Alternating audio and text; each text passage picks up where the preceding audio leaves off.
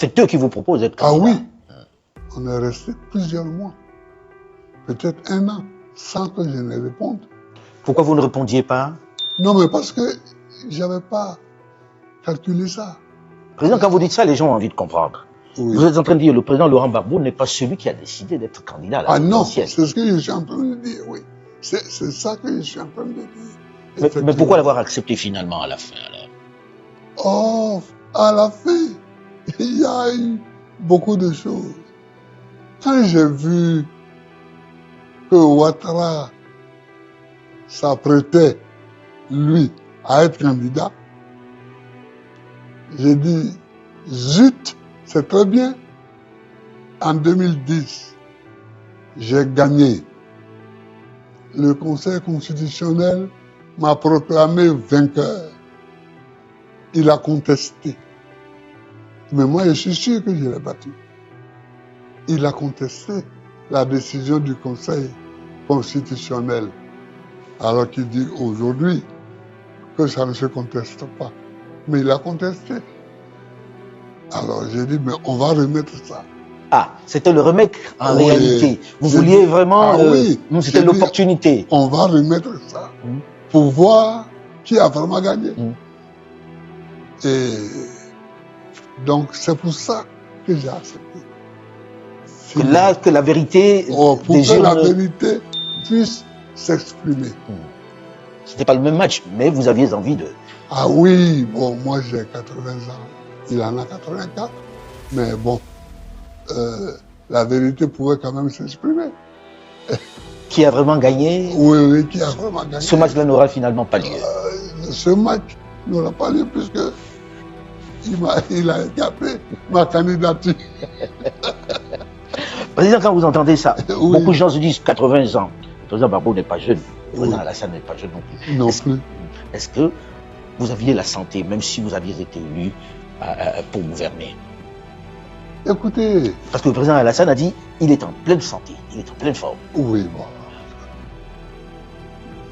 Vous savez,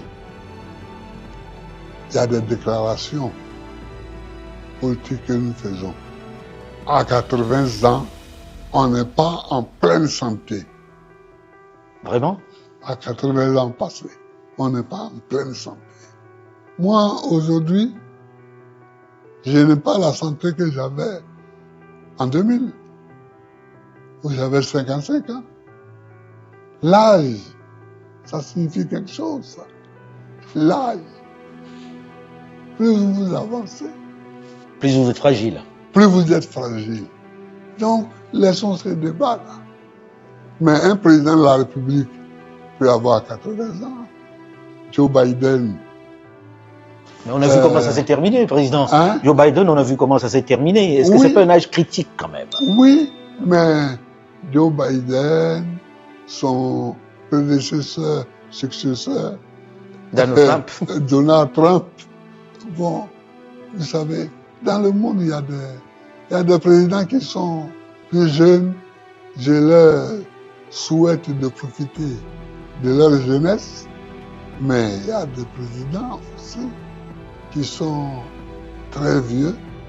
Il faut qu'ils passent la main. On les regarde, mais surtout, ils prennent des décisions. Ils gouvernent leur pays. C'est tout ce qu'on leur demande.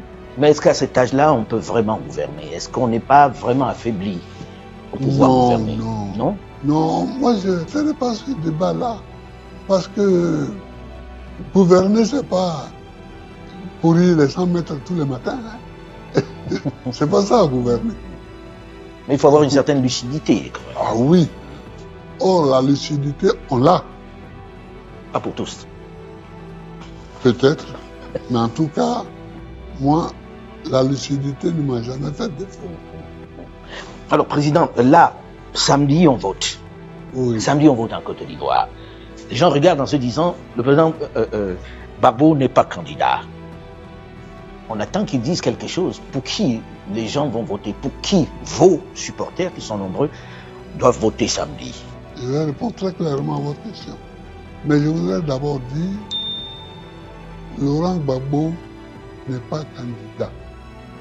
Il faut dire Laurent Gbagbo était candidat, a déposé sa candidature. Elle a été écartée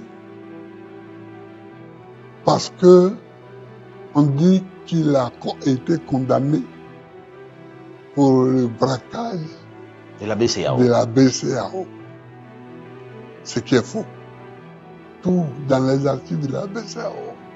La BCAO n'a jamais déposé plainte. La BCAO n'a jamais dit qu'elle a été braquée. Elle n'a jamais dit qu'elle a été volée. 1. 2. Nous étions plusieurs à avoir été condamnés.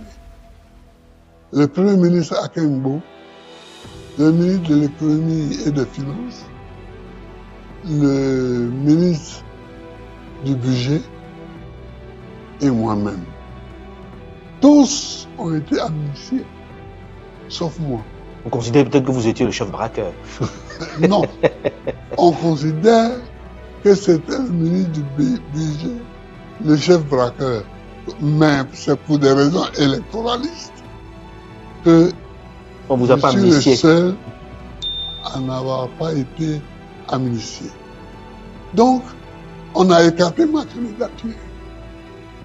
Alors, de même qu'on a écarté la candidature de Tidjam Thiam, Cheikh Tidjam Thiam, président du PDCI-RDA.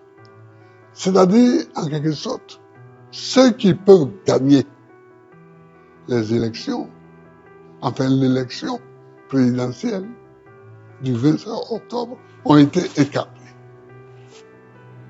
Il faut dire les choses clairement. Ceux qui peuvent gagner ces élections ont été écartés. Je n'accepte pas ça.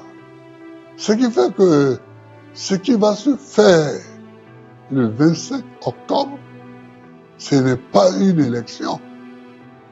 Qu'est-ce que c'est alors? C'est un coup d'État civil. C'est un braquage électoral. C'est un coup d'État. C'est un coup d'État. À ce point-là? Ah oui.